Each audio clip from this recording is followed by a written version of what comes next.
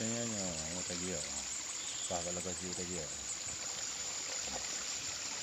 Buat pisang. Pesta je memang buahnya dalam ni. Kita pelah long.